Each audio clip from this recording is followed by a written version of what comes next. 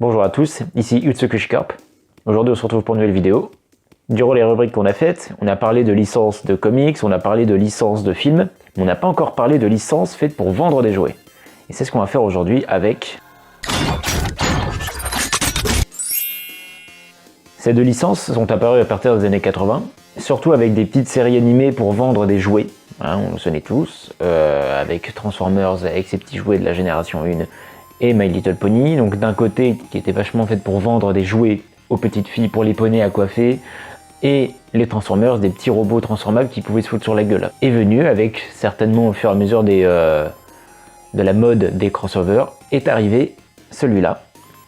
J'avoue que moi-même, je me suis demandé pourquoi faire ça, et je pense que ça relevait plus de la blague que de la réelle volonté marketing. C'est-à-dire que à l'époque, tu sortais une série ou une bande dessinée par rapport à des jouets, tu sais que c'était pour vendre des jouets. Alors là aujourd'hui, ça marche plus tout à fait comme ça. Si on vend une série Transformers, il y aura des jouets derrière. Mais on va plus avoir la notion de regarder un truc Transformers comme ça. Pareil pour My Little Pony, alors encore aujourd'hui pour les jeunes enfants ça peut marcher. Mais beaucoup moins pour la globalité des gens. Et donc c'est pour ça que je pense qu'aujourd'hui, ce crossover est venu majoritairement pour une blague en fait. C'est vraiment, je pense, un délire qu'ils se sont fait, ils se sont dit en vrai, pourquoi pas? Et bah pourquoi pas, et le pire c'est qu'il y aura des trucs à dire.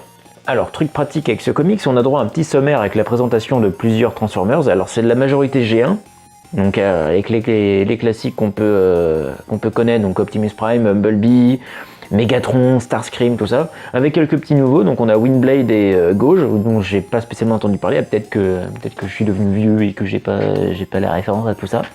Et idem de l'autre côté, donc pour les poneys, pareil, des noms bien connus, Rainbow Dash, Applejack, Pinkie Pie, Twilight Sparkle. Oui, je m'y connais, d'accord? Ça c'est toujours un point positif parce que moi ça permet de poser les bases et ça permet aussi de savoir un petit peu qui on va croiser là-dedans. Donc même concept que d'habitude, on te fait une petite intro, un petit délire, histoire que tu comprennes vite de quoi ça parle. Après c'est du Transformers et du My Little Pony, je veux dire on n'est jamais trop perdu au niveau du scénar, c'est toujours du oulala, il se passe quelque chose, vite il faut régler le conflit. Après en ce qui concerne le scénar, on va pas vraiment se casser les fesses pour le coup, c'est vraiment juste il y a une baston sur Cybertron entre les Autobots et les Decepticons, je pense qu'il n'y a pas vraiment besoin de faire de présentation entre eux.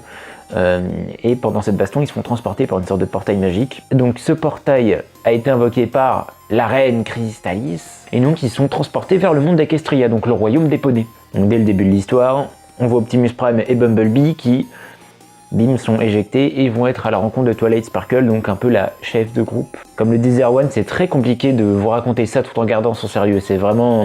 c'est un drôle de délire. Et tous les autres Transformers vont être un peu éparpillés dans les quatre coins du pays, donc vous l'aurez compris, ce sera vraiment partie par partie pour avoir des sortes d'interactions entre différents personnages connus de chaque licence. On commence doucement avec un Starscream couronné et capé, qui a décidé d'esclavager la ville de Jumanatan. Oui, cette ville existe. Et en gros, il demande à tous les poneys de le proclamer roi, comme il a toujours désiré, donc quitte le roi d'un endroit, pourquoi pas un endroit où c'est rempli de poneys magiques, pourquoi pas. Sur ce, on a rapidement l'arrivée d'Arcee, donc l'Autobot, qui va vite le mettre en déroute, avec l'aide de notre fameuse Rarity, donc l'une des 6 poneys principales, 6 ou 5 6, je crois, oui. Et donc ensemble, vont réussir à mettre en déroute Starscream, ainsi que la bande d'Autobots, de Decepticons, qu'est-ce que je raconte, qui vont arriver pour attaquer la ville. Il n'y a pas grand chose à dire, hein, c'est vraiment juste... les deux en fait aiment bien leur aspect très soigné et leur aspect très pur, tout en ayant un aspect combativité. Parce que l'aspect très classe c'est vachement pour Rarity, mais forcément pour les Autobots ou même les Transformers en général, il n'y a pas d'aspect esthétique ou pas, c'est juste ok t'as de la gueule, mais dans tous les cas ça va se foutre sur la tronche. Donc c'est un peu un côté respect mutuel qui est fait entre les deux. Ensuite, on fait un plan sur Spike qui est dans le vaisseau des Autobots en compagnie de Grimlock, donc le Dinobot Transformers T-Rex de la team. Et très vite, ils vont se faire attaquer par les Constructicons qui vont ensemble former Devastator, donc le grand robot géant. Grimlock va essayer de se le farcir, mais il va prendre tarif.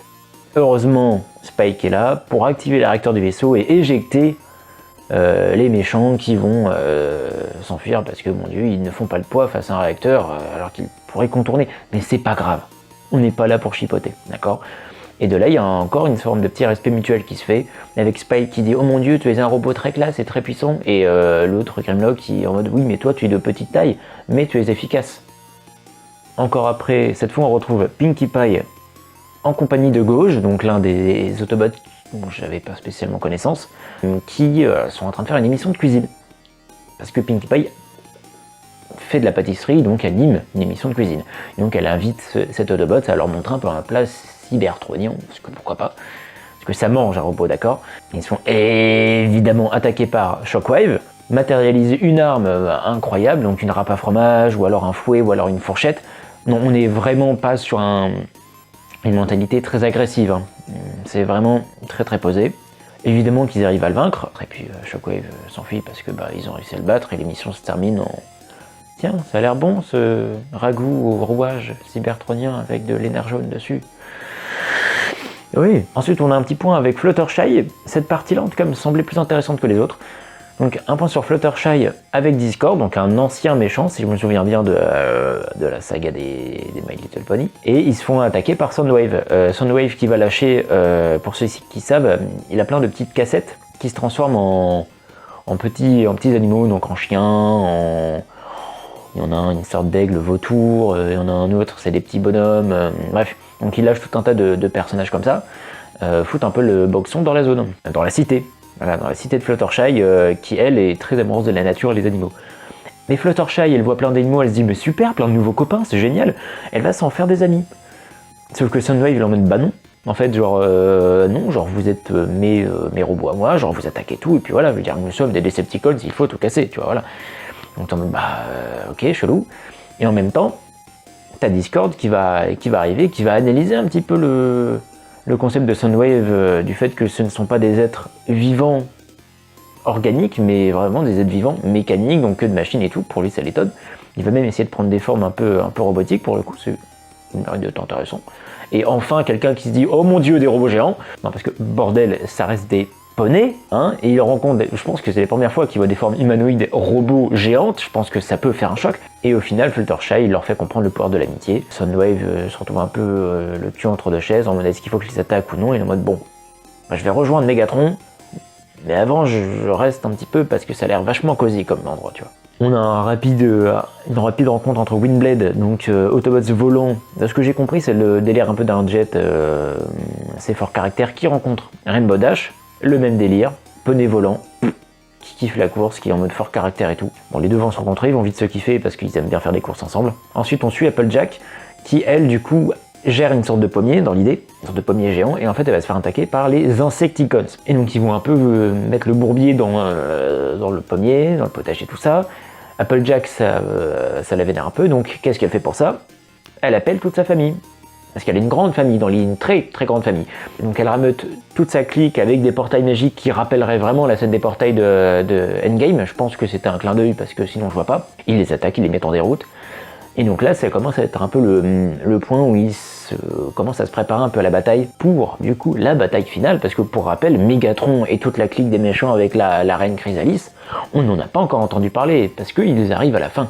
Et donc on a juste ensuite un plan sur donc, le royaume de la reine magique des poneys, m'en veuillez pas, j'ai oublié son nom, qui va se faire attaquer du coup par toute la clique de Megatron avec la vilaine poney qui a invoqué les Autobots, Transformers, Decepticons, la totale au début de l'histoire. Mais heureusement, tous les autres Autobots arrivent, ainsi que les poneys magiques. Il y a une confrontation entre les deux, grâce à Optimus Prime qui utilise sa matrice du commandement, donc le pouvoir qui lui donne la force d'un Prime, en gros, mêlé à la magie de Twilight Sparkle, va en fait renvoyer les Decepticons parmi un nouveau portail magique qui va du coup les renvoyer dans leur monde et faire en sorte du coup qu'il n'y ait plus d'embrouille.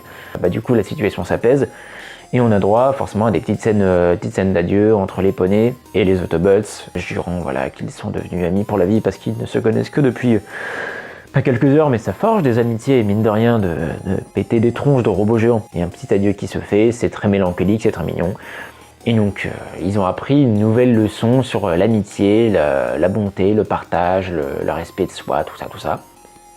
Tandis que du côté des Decepticons, après avoir fait des analyses, ils disent que en fait, la magie de Ponyville pourrait leur servir pour des plans futurs. Vous sentez la tension? Non.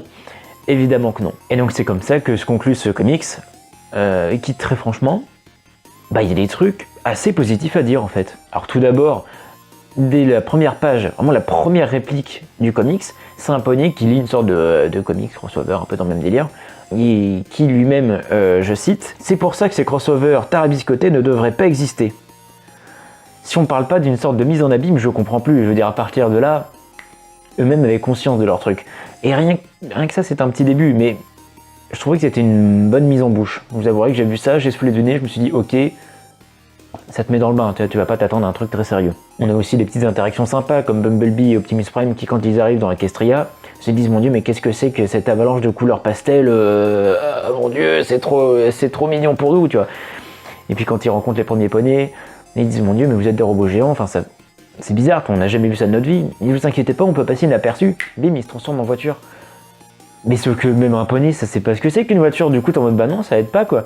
Et c'est cet aspect un peu bordélique où tu te dis que l'un et l'autre, genre, ne devraient pas exister ensemble, tu vois. Et pour le coup, je trouve que ça marche plutôt bien. Ça, c'est les petites touches d'humour qui cassent pas trois pattes à un canard, mais honnêtement, ça fait le café. On retrouve à la fin de chaque chapitre et à la fin de l'histoire complète, évidemment, une petite leçon de morale, donc qui est vachement commune à My Little Pony en général. À la fin de chaque épisode, une petite leçon de morale ou sur l'amitié, ou voilà ce que j'ai appris sur l'amitié et tout ça.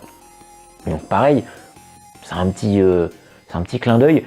Et on remarquera en fait que même ce que je vais citer après, c'est beaucoup de clins d'œil ou alors de connaissances sur les deux sujets qui, pour le coup, montrent qu'ils ne se sont pas vraiment juste grattés le cul avec les licences, quoi. Ils sont vraiment intéressés un peu à chaque côté. Alors c'est pas non plus parti sur des délires très très poussés, mais c'est un minimum syndical qui pour le coup mérite d'être remarqué. Donc exemple, les codes respectés par rapport aux Transformers, mais donc on a des points intéressants avec la présence de l'énergone, genre dans la recette avec Minky Pie. L'énergone c'est un petit peu genre leur sang, leur pétrole qui leur permet de rester en vie. Donc ils auraient pu juste se contenter de dire voilà on mange des portières et des rouages. D'ailleurs manger des rouages, est-ce que ça fait pas une sorte de cannibalisme? Ça je sais pas encore, c'est bizarre. Et puis encore une fois, le côté genre l'interaction avec Discord et Soundwave où il se dit bah tiens t'es une machine, c'est bizarre et tout. Et Soundwave qui est censé être une sorte juste d'ordinateur sur pattes, il a pas vraiment de personnalité, juste c'est un truc très calculateur dans l'idée, qui apprend un peu le pouvoir de l'amitié et tout ça. Enfin, c'est des trucs qui étaient pas nécessaires, qui étaient pas obligés. Ils auraient pu faire 10 pages de rencontres entre les deux, ils font une petite aventure ensemble et puis voilà, c'est tout. Mais non, pour le coup, ils ont décidé de pousser un peu le délire, de mettre chacun des personnages qui pouvaient un petit peu avoir un caractère en commun avec d'autres personnages, donc entre licences. C'est chouette, franchement c'était intéressant, puis honnêtement je passais un bon moment à lire ce petit comic, ça se lit très très vite en plus, donc voilà, on n'a pas de tension de longueur. Après au niveau du dessin, on est sur un style plus My Little Pony du coup que Transformers. S'ils avaient voulu faire des trucs un peu réalistes avec des poneys, j'avoue que ça aurait pu être plus flippant qu'autre chose. Mais voilà, ils ont gardé ce côté mignon, c'est bien, c'est mignon, c'est tout kiki quoi, donc franchement, on va pas s'en plaindre. Et pour conclure, en fait, je pourrais même simplement vous lire ce qu'il y a décrit sur l'arrière du comics, un mélange coloré gentiment dingue et doucement frappé. C'est le délire. Maintenant, c'est un peu le délire, c'est-à-dire que bon, dans My Little Pony, déjà, il y a un peu cet aspect un peu second degré où tu te dis que c'est un truc un peu genre enfantin, un peu niais. Mais en même temps, eux-mêmes parfois tu te dis ils ont conscience de leur propre connerie, tu vois. Et c'est pareil pour Transformers. Je veux dire, Transformers c'est quand même un sacré délire. Je veux dire, on parle de robots qui se transforment en voiture et qui se foutent sur la tronche d'une planète différente. Tu vois. Voilà. Et le fait d'avoir mélangé les deux en mode venez, on se prend pas la tête, pour le coup, je trouve que c'est un point positif et je trouve qu'on voit peut-être pas assez de choses comme ça. Ça pourrait apporter. Surtout qu'aujourd'hui, le fait de mélanger un peu les deux, comme je le disais précédemment, il y avait un peu cet aspect de My Little Pony, c'est pour les filles, Transformers, c'est pour les garçons. Là, on n'est plus à ça. Je veux dire, la licence Transformers, pour m'y être un peu intéressé, c'est un truc très gros, tu vois, et on peut voir que c'est vachement mixte au niveau des plaisirs. My Little Pony, je me suis un peu moins consacré, mais bon, on sait qu'il y a une bonne fanbase dessus et qui, pour le coup, est pareil, c'est mixte. Donc c'est assez bien, je trouve, d'avoir ressorti ça maintenant. Je trouve que ça fait une sorte de petit clin d'œil aux passionnés d'avant, d'aujourd'hui. C'est un truc qui, je pense, honnêtement, peut parler à toute génération. Après, peut-être que je fais beaucoup de philosophie et beaucoup de décryptage pour un truc qui fait 80 pages et qui est juste gaulerie. Mais pour le coup, je trouve que ça restait intéressant d'en parler. C'est comme ça que je vais conclure cette vidéo. N'hésitez pas, si vous l'avez apprécié, à lâcher le petit like, le petit commentaire, le petit abonnement, ça fait toujours plaisir à l'équipe. Et puis d'ici là, on se dit à bientôt. Bisous!